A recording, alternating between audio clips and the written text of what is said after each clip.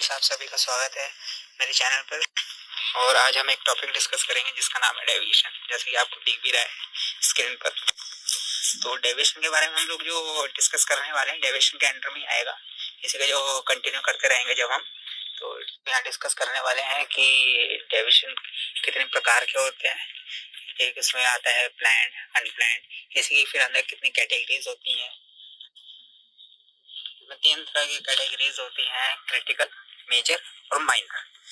और हम लोग डेविएशन को किस तरह फाइल करेंगे, एक तरीके से किस तरह उसमें इन्वेस्टिगेशन का फॉर्म वगैरह जो रहता है हम उसको किस तरह कंटिन्यू करेंगे और डॉक्यूमेंटेड किस तरह करेंगे, ये मैं आपको बताने वाला हूँ। एंड स्टार्ट करने से पहले आप लोगों ने अगर मेरा चैनल को सब्सक्राइब नहीं किया है तो एक बार आप सब्सक्राइब कर दीजिए और नोटिफिकेशन के लिए आप बेल आइकन पर क्लिक कीजिए।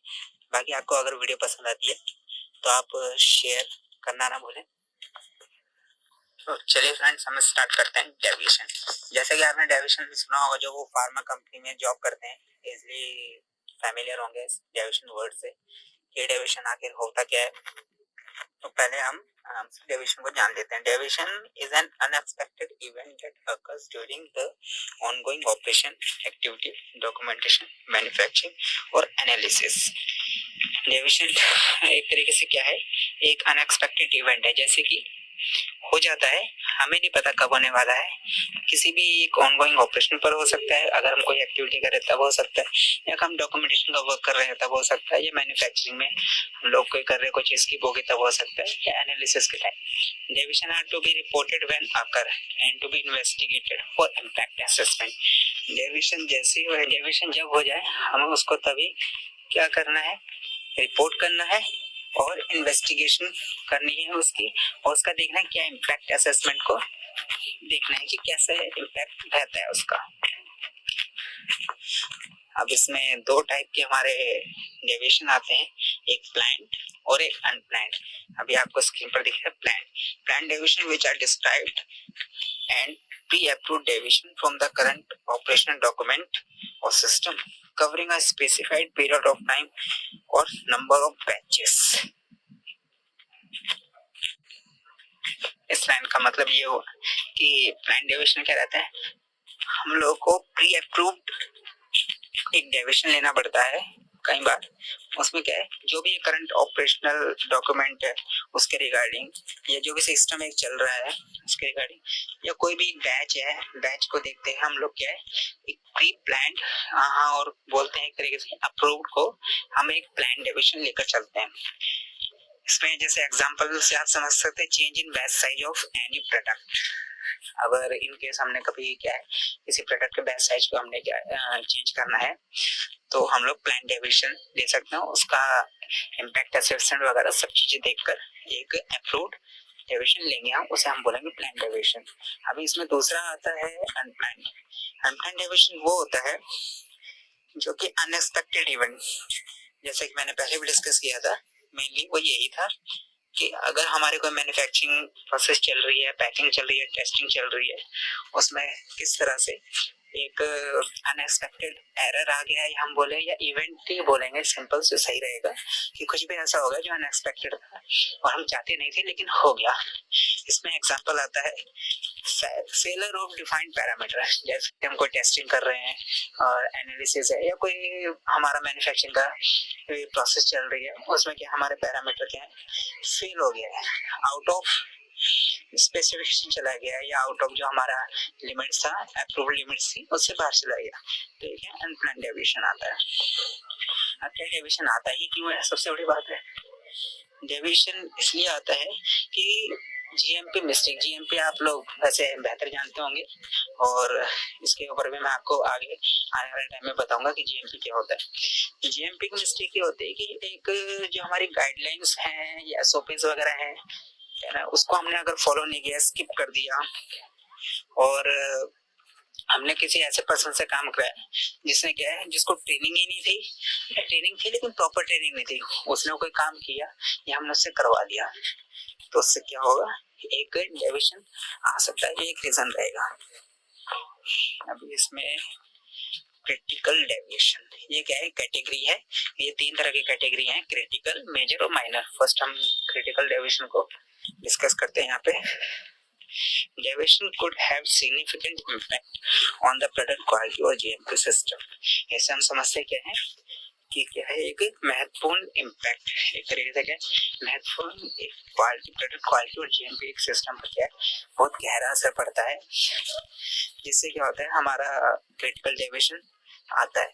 अब इसमें एग्जांपल देख लेंगे क्या क्रॉस कंटेमिनेशन और product mixup in a product. कोई भी प्रोडक्ट है दूसरे से मिक्स हो गया, ये क्रॉस कंटेमिनेशन हो गया.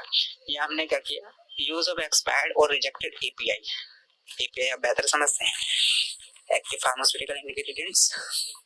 तो हमने अगर एक्सपायर्ड या रिजेक्टेड एपीआई को भी यूज किया तो क्रिटिकल डेविएशन हो सकता है. हम इसको क्रिटिकल क्यों बोल रहे हैं, क्रिटिकल इसलिए बोल रहे हैं क्योंकि इसका क्या है डायरेक्टली जो पेशेंट है यानी कि जो एंड यूजर है उसको बहुत बड़ा नुकसान हो सकता है. हमने तो दवाई बनाई वो ठीक हो जाए, लेकिन वो ठीक ना होकर उसकी तबीयत और खराब हो जाए तो सही नहीं है, इसलिए हम इसको क्रिटिकल कैटेगरी में रखेंगे.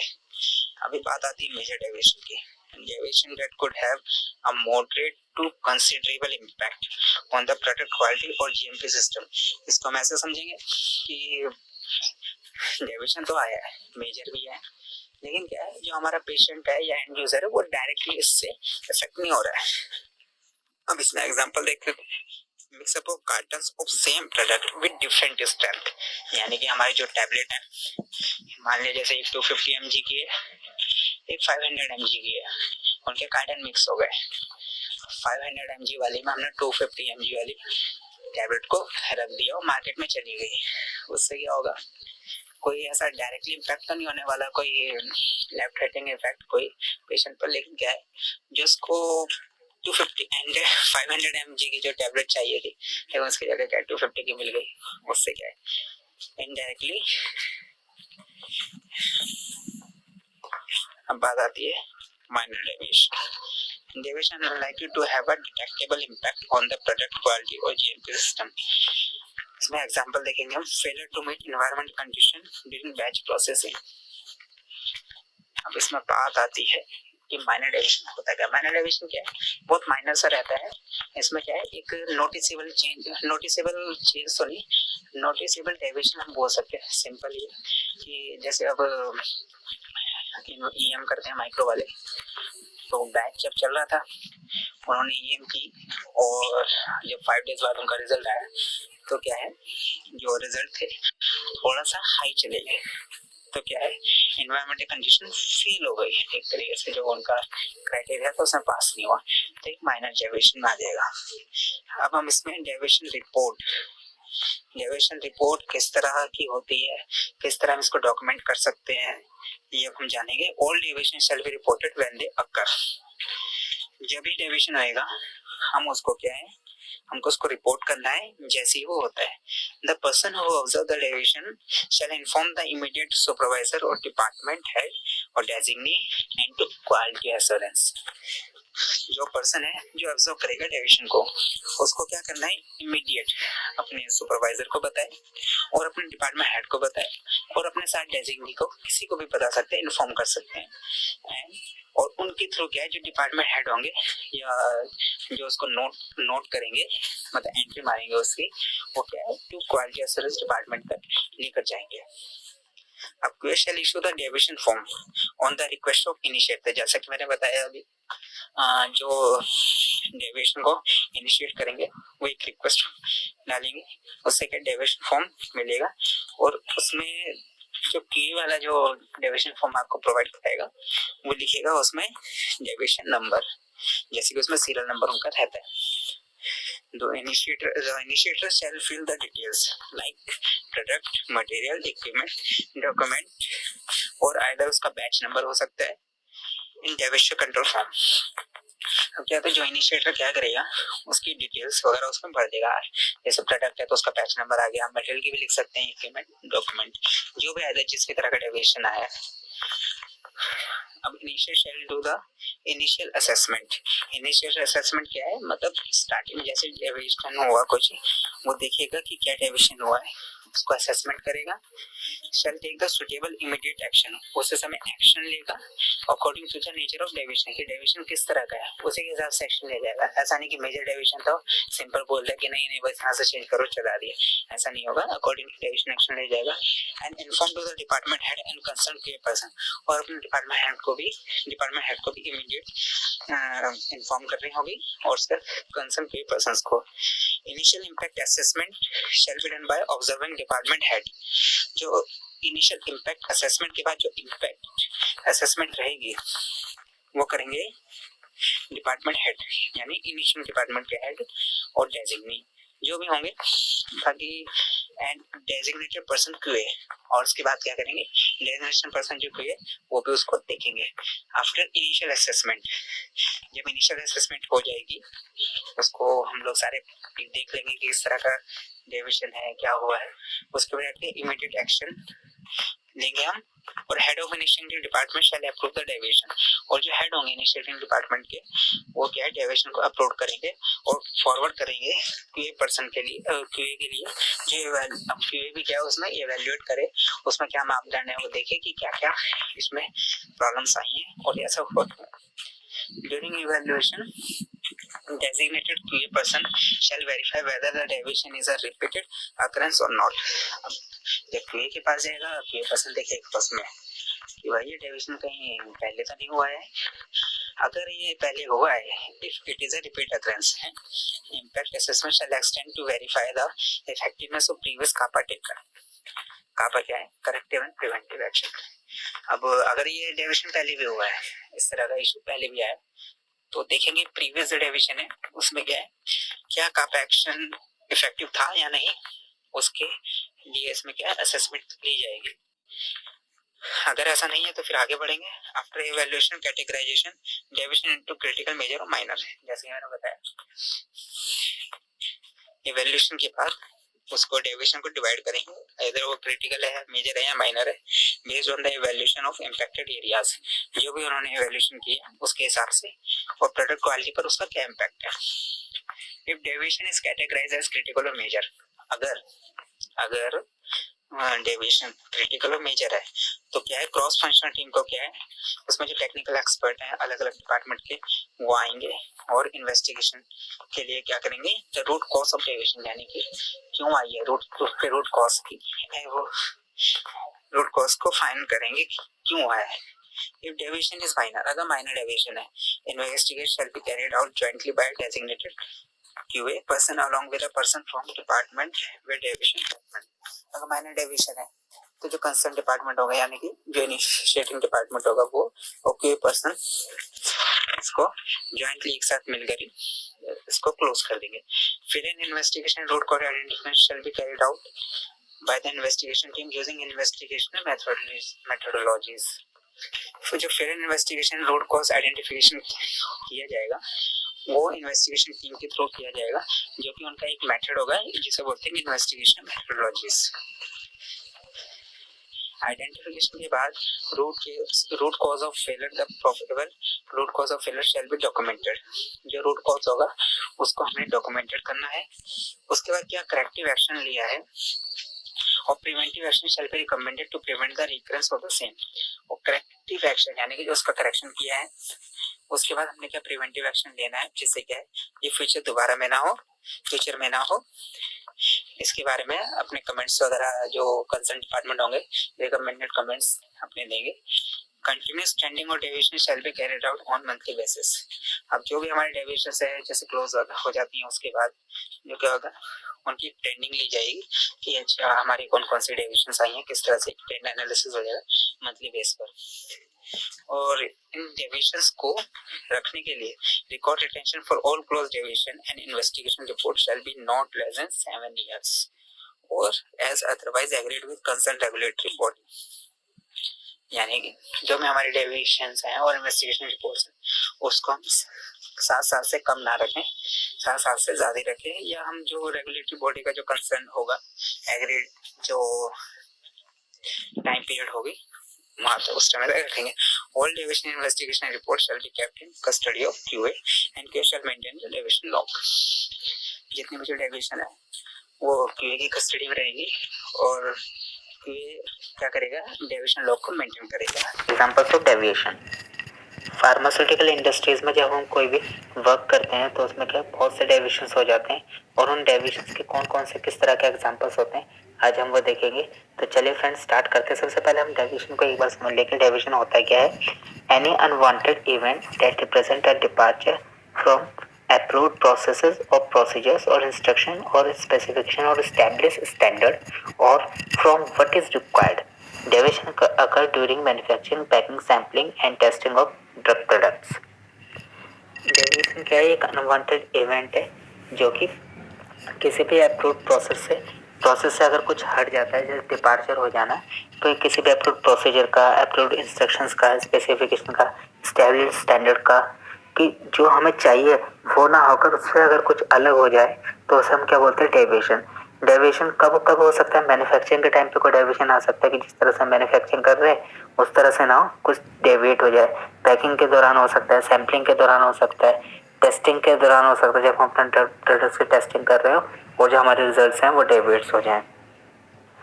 अब ये डेविएशंस होते हैं और इनके कितने कितने एग्जांपल्स हो सकते हैं हम देखते हैं।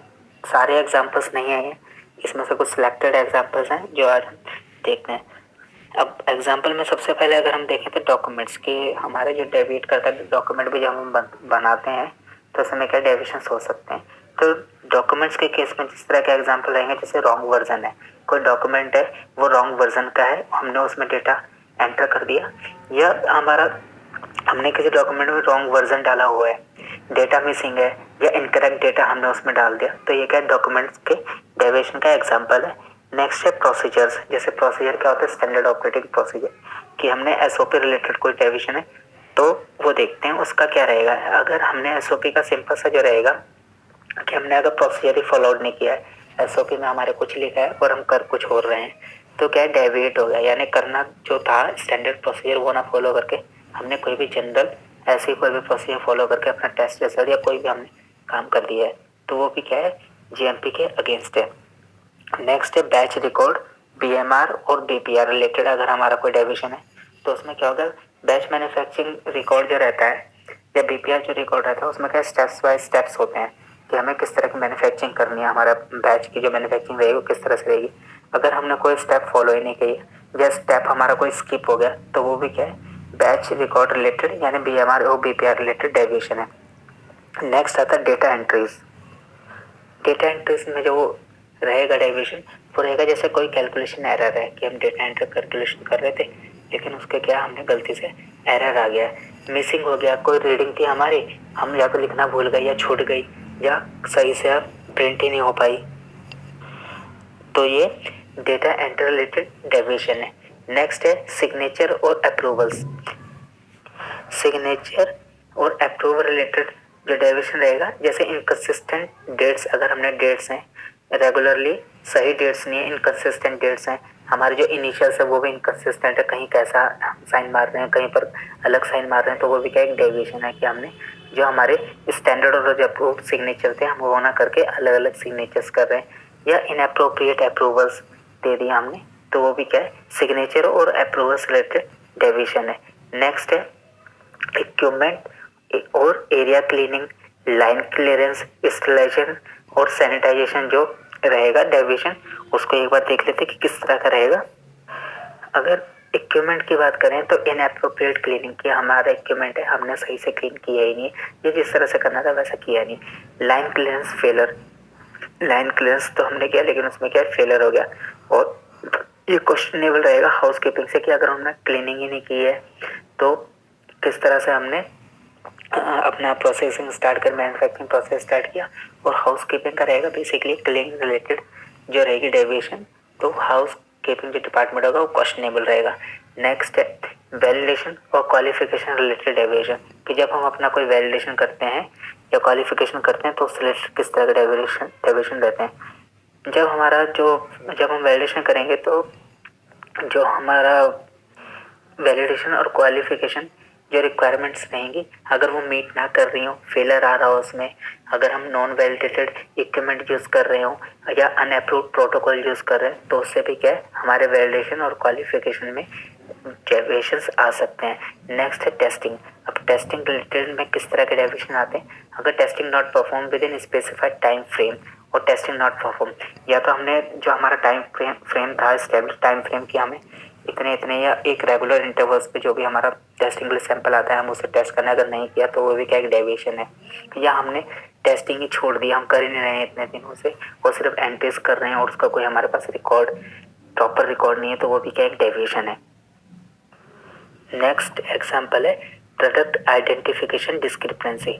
अगर प्रोडक्ट आइडेंटिफिकेशन से रिलेटेड रहेगा, अगर no pilot identification number on pilot, यानी कि हम पायलट्स पे अपना प्रोडक्ट रखते हैं फिनिश प्रोडक्ट या रॉ मटेरियल, उसमें कोई आइडेंटिफिकेशन नंबर ही नहीं है पायलट का, तो भी क्या है वो एक डेविएशन है। Case, carton, label, product, lot number identified, status is incomplete और इनकरेक्ट। अगर हमारे किसी भी कार्टन में, लेबल में या प्रोडक्ट या लॉट नंबर आइडेंटिफाइड ही नहीं है, स्टेटस ही नहीं मालूम है उसका, इनकम्प्लीट और इनकरेक्ट है, तो वो भी क्या है एक डेविएशन है। Lot number discrepancy either physical और systematic between what is expected and what is received. जो हमें लॉट नंबर चाहिए था, हम क्या चाहते थे और क्या रिसीव हुआ है, अगर उस तरह का भी है और हमने एंट्री ही गलत लिखी है उसमें तो वो भी क्या है एक डेविएशन है। नेक्स्ट एग्जांपल है मिक्स्ड लॉट्स ऑन पैलेट। हमने पैलेट्स पे तो सब चीज़ सही किया हुआ है लेकिन अगर पैलेट्स भी हमारे मिक्स लॉट्स हो गए तो वो भी क्या एक डेविएशन है।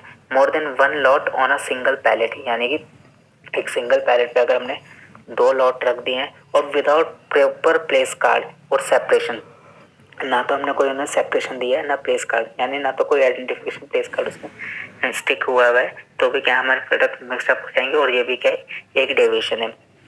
नेक्स्ट एग्जांपल है potential product defect. Potential product defect का जो रहेगा एग्जांपल, इसमें potential product has a deviation other than packing और लेबलिंग।